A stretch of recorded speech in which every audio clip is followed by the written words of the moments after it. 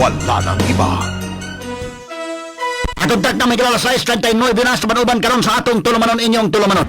Straight to the point. Kanta pagtagad may kilatong dugang mga isgutanan karon pas dili pa resulta sa light news before tamo adto sa atong dugang mga isgutanan kay atong isgutan ni mahigala ning ay padayon tani paghisgot mahigala ning tabo nga kasal nga na paltos mahigala ang reception. Onya na priso naman ni mahigala na dakpa naman ni kining usa ka mahuyang nga mao mga higalay scammer niining maong na paltos may gala nga reception sa kasal kini si Nasir Fuentes. Nasir, good morning na mo da, sir. Onya nakapangapi na ka, sir?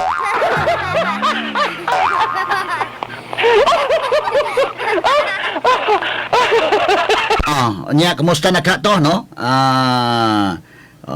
Kumusta na makas na, sir, diya sa kuan ron? Diya sa Mandawi, may makatuog ni mo, sir? Tagay pagtagad ning atong isyu mahigala labot ni Nasir, pero dili pa atong gi-congratulate mga kagalaan ang atong mga bag-o mga doctors, no, karong buntaga mga sukit ti paminaw. Unya nindot kayo kay pulos mga taga Visayas ang top 1. Ang top 1 karon mahigala sa exam sa medicine licensure examination. Ang top 1 mahigala taga Cebu Institute of Medicine. Congratulations ni Jude Philip Puzon Sibricos nga maoy top 1 niining 2021 nga physician licensure examination. Congratulations sa exam nga gipahigayon sa Professional Regulatory Commission. Okay, so kining Cebu based mga higala nga medicine school, Cebu Institute of Medicine, ato nagi-congratulate mga sukitig paminaw. Duhaning taga Sugbo nga na sod sa top 10, no? Ang top 1 si Jude Philip Puzon Sibricos, taga Cebu Institute of Medicine. Unya, lain pa yun taga CIM nga nakasod si Kurt Louis Umali Amanduron. Ika number 7 siya, Indaiken, number 7. So, kini mga schools nga, kini ni ang sa top 10 mga higala, duhaning top 1, pulos taga Visayas. Una, ang Cebu Institute of Medicine. Ikaduha, ang West Visayas State University sa La Paz.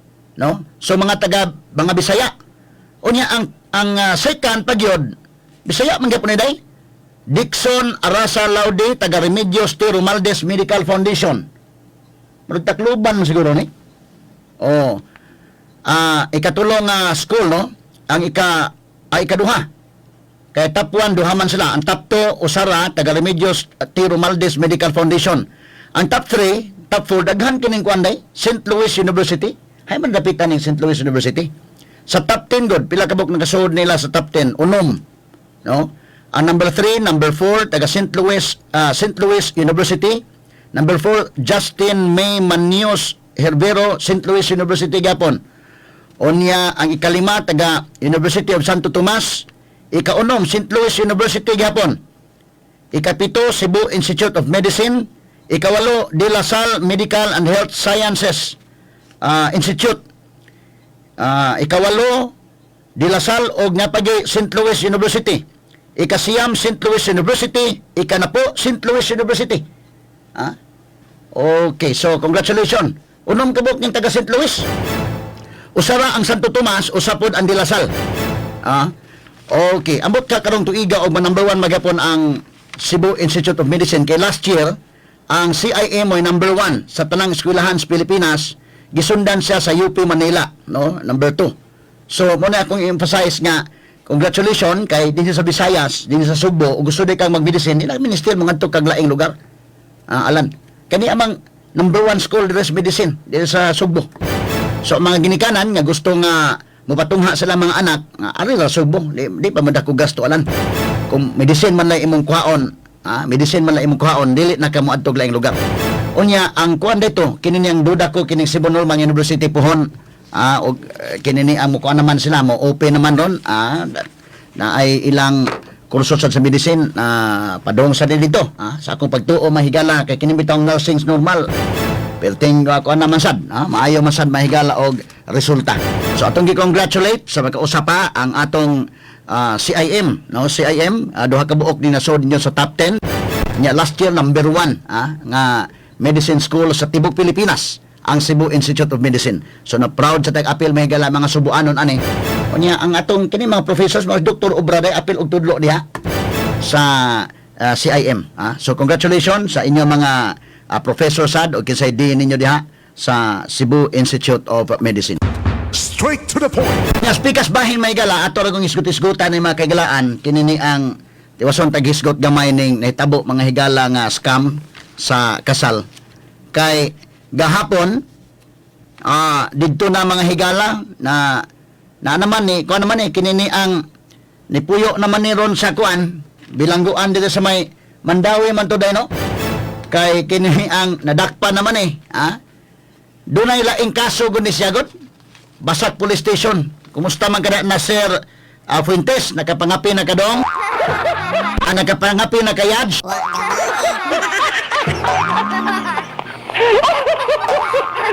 Ato lang ganing gitagad pagtagad mga kaigsunan kay maayo ba kay manubag gahapon? Gi-interview ni kasama ang JQ pagkagabi ana. Kay ato maging nasundan ni mong isyu may gala. Gi-interview kasama ang JQ may kay daw panabi. Unya gahapon wa na magpa-interview ang Rajuman Paul pero ato na lang gi-replay itong interview ni JQ. Sus maayo daw pinana pa nga kada na masito lang sir in God's perfect time.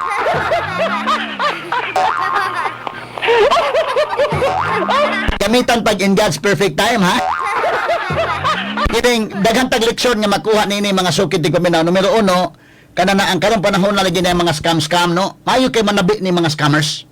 Kay mao guni ilang puhunan sa panabi. Mao na ilang puhunan sa panilad. Gitagaan ay gifted ni silang manabi kini mga scammers pero ang ilang gift gigamit sa pagpangilad, gigamit sa dautan alang. Patay maayo ha manabi. Og mamino ka murag kon nga okay ra man na masito naman ni nya istorya nami nya kuan pinaanak pa gyud mga sukid ti paminaw. Astilan ato ning tagaag pagtagad mga higala kay okay. Sige. Sa may kuan ni Nasir. Sa nangayo pagkapis Nasir.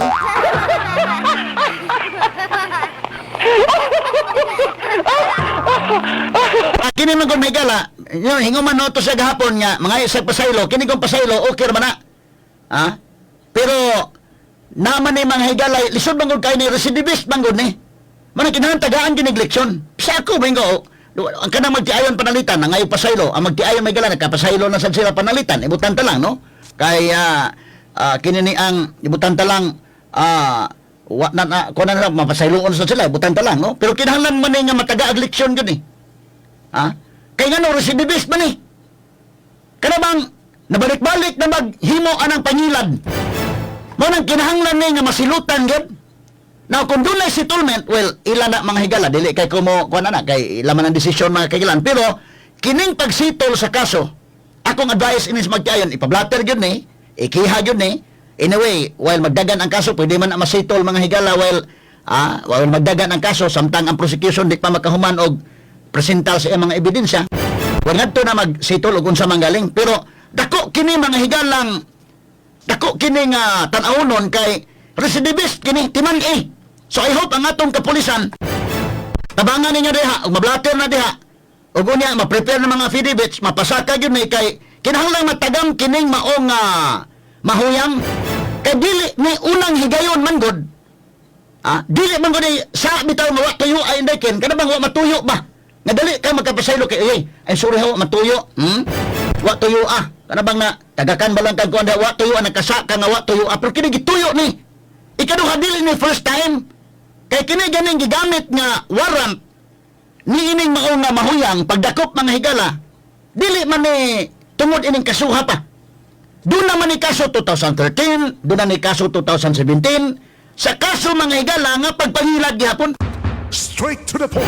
so tungod kay recidivist kini mao na nga mingon ko bida kung magkapasaylo magkayon di wa tay mahimo na no pero dapat ning patagmon gyud ang atong kapulisan ato mong gi-challenge no.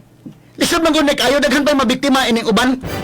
O dili ni madisiplina indi kin daghan ni mabiktima ani. So muna nga pasakan gyud kaso now. Masitol ning kaso mga higala nila sa civil aspect no kay kini kung kaso makagilan do na maguni every person criminally liable is also civilly liable. Straight to the point.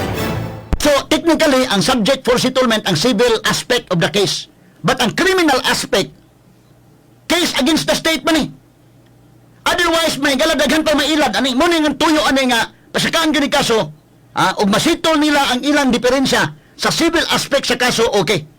But ang criminal aspect sa kaso, kinahanglan gyud mga suking tigpaminaw, nga mapadayon kini, alam mo tagam ni kay recidivist man, daghan may mo testimonya ni Indekin, panalitan masitol magkayon, ang katudang nanambong simbahan, ang kanindi ang kitiring, ang kitiring day, ang katong supplier day, i-appeal, gito ni mo sitol kay, dako, gito bayronon ini, gawas anang bayronon, mahigala nga actual damages, timan iha, actual damages, sayo ng kwintahon, ang actual damages, kay pila may value, minta 50 mil, dali ng kwintahon, ang lisod nga kwintahon, din may gala, ang uban nga matang sa damages, nga, mo'y lisod mga kaigalaan nga kwintahon din sama na mga exemplary damages, sama na may gala mga moral damages, nominal damages, o uban pang mata nga mga damages may gala, amo na lisod-lisod karon nga kwintahon, no? So mga matagaan yun igo mga higalang pagtagad, matagaan yun igo mga kaigalang leksyon, kay tiya mo na ang iyang kaso mga higala nahabalik-balik ba, nasigig pangilad, o makaikyas ni siya ani, kining kasuha akong tambag sa magtiayon ani, dili ko makapugong kung unsa ilang desisyon, no? Kay basi gusto sad sila nga mo move on sila, lightly mga sukiti paminaw, inyo na ato nang respetaran, pero kinahanglan ni nga ang kapulisan akong awhagon ani, og asa ipablater ni kining maong insidente mga higala, unya mata mahimuan og affidavit ang magtiayon ipasaka gini. Total naman ta og panalitan og masitol sila na may ang photographer, ato pa testimonyahon ang katong kitiring, ato pa testimonyahon, daghaman ning testimonya pa kay ato ni disiplinahon tani. Disiplinahon tani kay maanad kining pangilad mga sukid tigpaminaw. Straight to the point. Kaya mo na ang kaso ko na pag-ingon nga bench warrant, ginakop sa bench warrant, sa ito pa, doon ay pending case. Doon ay pending case. Unsa may ang pending case? Dito kini mga higala sa kini maong Nasir Fuentes, ang pending nga kaso ini kay doon na mahigalay Consolacion National High School, naghimo-himo ning solicitation letter nga na ako no'y kini ang kalihukan sa alumni.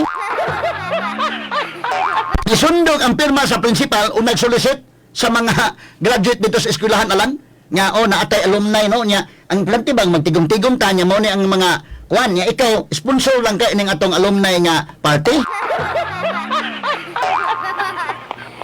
Nakakwarta gyud kini maong mahuyang mga sukit tigpaminaw. So kanang buntuha kanang kasuha nga pagpangilad nga nahabalik-balik ug dili nimo madisiplina ni kinsa pa may laing sunod nga mailad ini. Straight to the point. Na ito gi-challenge may gala. Anyway, doon man ka-aspect, doon na may criminal aspect of the case o ang civil aspect of the case. Now, kung moingon nga sitol o kisitol, dili ta magkapugong ila na sa mag-iayon mga higala o sa kining mahuyang. But ang criminal aspect of the case, ang atong pulis sabi, kung nila ninyo na diha, kay lisod man kayo nga ito man kung gidipinsahan ani, ang uban nga mga tao nga mailad sad, mga sukid, tigpaminaw. Kay recidivist ako nang gingon, dili man good. Number one, kining nga klase sa dili ni ba kanang wa tuyo tinuyok ni dakog damage tinuyok kini ikaduha dili ni first time nga nihimo sa ini recidivist kini makonsider kining recidivist nga mangingilad nga dako mga sukid tigpaminaw. Straight to the point. Unya unsa man ni kini ni ang sus Ginoo ko unya dako gini kinalan gyud nga mositol sa ayaw mong sugot magkayon hang mositol sa actual damages lang pila may nagasto ako lang iuli na ayaw. Ang moral damages, ang nominal damages, exemplary damages, nga apil mga higala na inay karon, kini nga liquidated damages, temperate damages, ipakwintada na tanan. Kaya ang kanagong actual damages, sayo na mga nagkwintahon, panalitan, may kag sing-sing panalitan, day, gihatagan kag sing-sing, nawagtang na abayran na nako, day, pila man tong sing-singa, og imo na ipakwinta sa pawn shop, dali na kayo makwintada. Pila man tong kakarats, dali kayo makwintada, abayran tantika. Pero ang sentimental value, anang sing-sing, o kwintas panalitan, ang sentimental value ana hinatag na si mong lula. Handumanan na si mong lula. Ang sentimental value may lisod man nimo nang kwintarahon. O kini karon kasal, ang kanang actual damages pila may nagasto, pila man tos kitiring, pila may nahatag ko tay uli. Sayon kana apan ang sentimental value of the event. Ang sentimental value of the event mo kanay lisod nga kwintahon. Straight to the point. Ana kayo og kanang madalan ta ini mo niya. Okay na sir, in God's perfect time.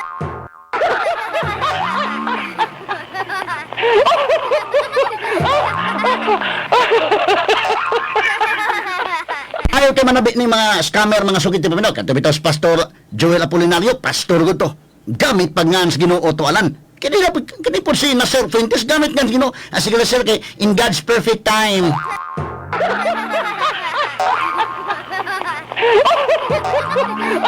In God's perfect time, pang hinampak na dakulan. Mao lagi nagiingon og Biblia man to pasultion mahigala man nagiingon sa balaang kasulatan nga nana sa Mateo 7:21-23. Ayaw mo pa patuog yun ha kanang maayo kay manabi, maayo kay mahigalang mo sulti hasta pang ngans Ginoo gamiton pa ako bitaw dunay nanawag na ko mahigalang scammer sad mo gamit-gamit sa ngans Ginoo.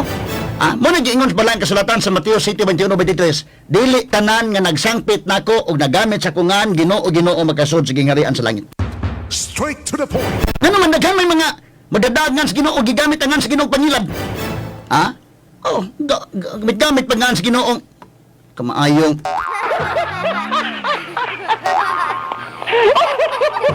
So karon, og ingon ta may higala mo sitol siya o iya na mga higala pero akong giawag ning kapulisan, no? Sa gila nang tagtungod kay do naman, no, ila po na dili ta mga higala ko panalitan og mo sitol sila. Akong respetara na. Pero akong awhag sa tungod ha, ipakwintada, dili lang ang actual damages. Apil na ang exemplary damages o uban matangs damages. Kahit kanang actual damages, o makakita ni kwarta ning mahuyanga, basin o makapang-scam sa diglaen, Digilino, makapangilad sa diglaen, dali ini makabayad ning hanggaw, o makapangilad ba diglaen, alam ba? Makapangilad diglaen. Nana po ilaing mabiktima. Ang anga ini tanawon, ang ubang matangs damages, labi na mga higala kining exemplary damages tanawon mga sukid di paminaw kay naay ang sentimental value of the event mo kanay lisod mga higala nga imong pagabayran mo na lisod nga pagakwintahon mga sukid di paminaw. So akong giawhag no now kini ni ang ikaw na sir bida mayuha mo istorya na sir oy o man natakdan man Pastor Apolinario. Sir Fuentes, sa man dong nakakapi na ka yads, nakapangapi na ka yads, sa man na 3-in-1.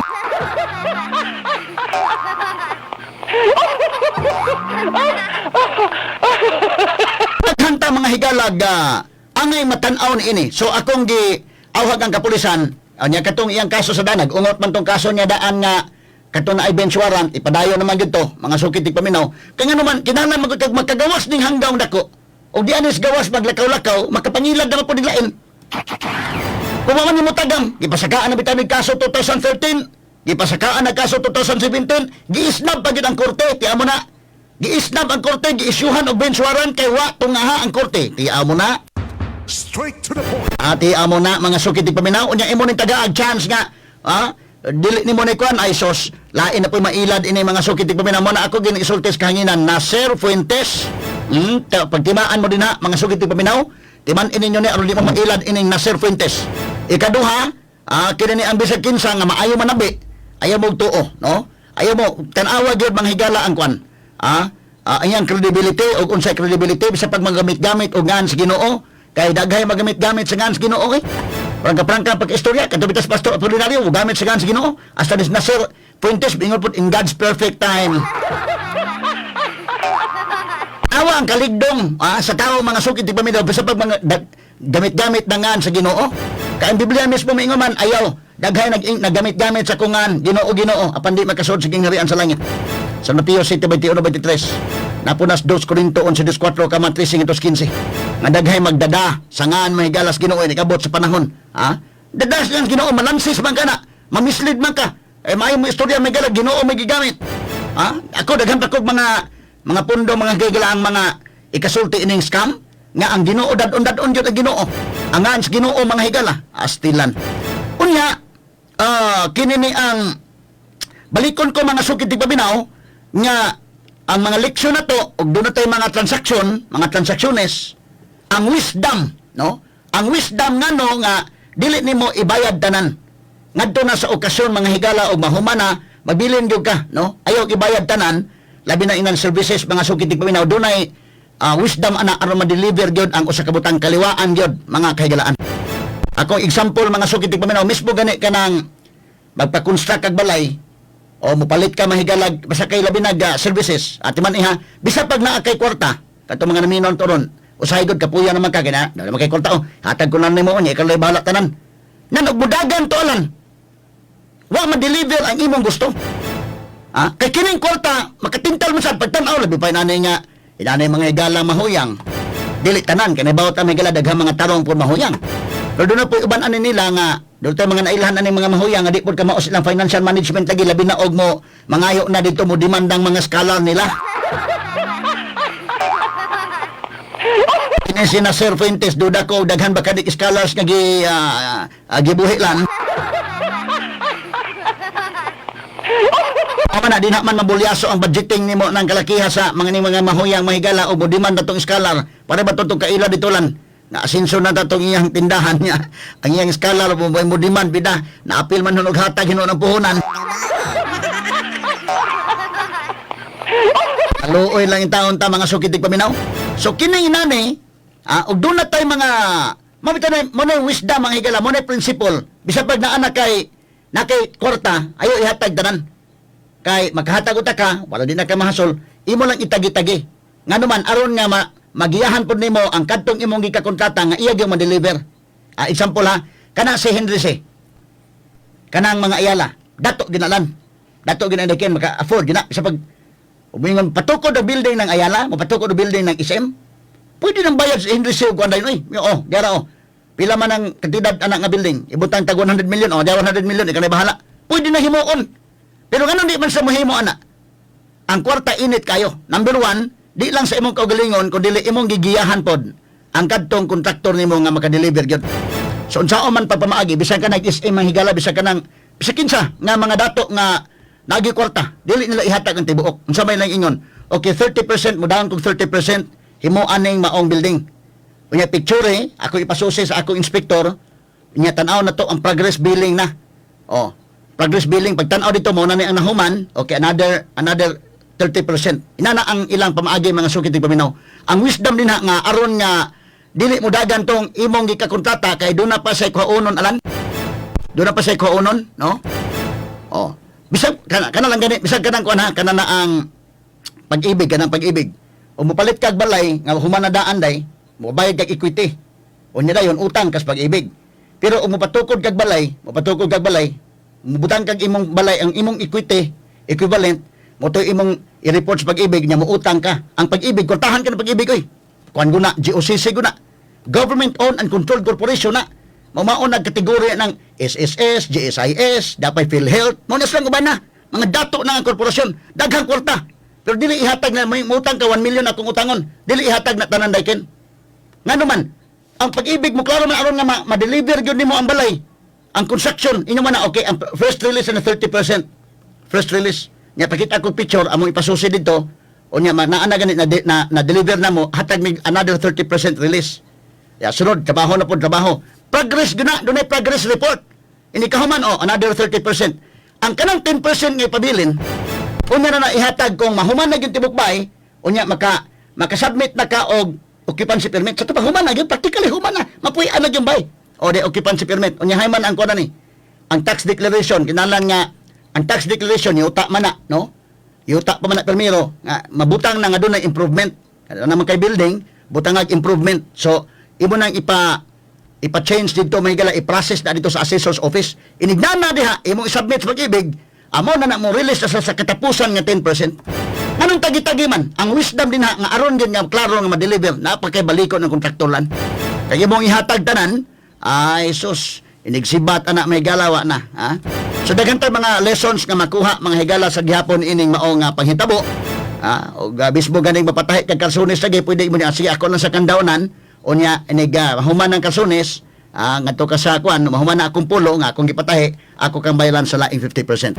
So inana ang pamaagi nga naman dunay wisdom ana mga suking tigpaminaw.